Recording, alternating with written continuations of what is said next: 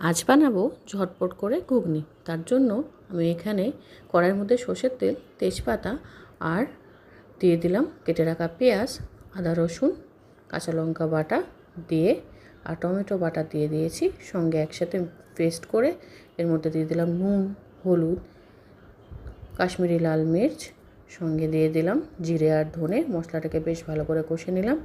এবার দিয়ে দিলাম কেটে রাখা চর্বি, যেটা খাসির মাংসের চর্বিগুলোকে আমি ছোটো ছোটো পিস করে কেটে রেখেছিলাম। এটাকে বেশ ভালো করে মশলার সাথে কষিয়ে নিয়েছি।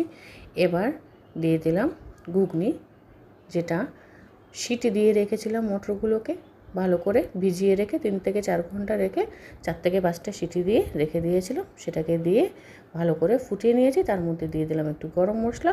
এবার আমার রেডি। এর মধ্যে গরম গরম রুটির সাথে সার্ভ করে ফেলুন। আর সানডের ব্রেকফাস্ট খুবই ভালো খাওয়া দাওয়া হয়ে যাবে।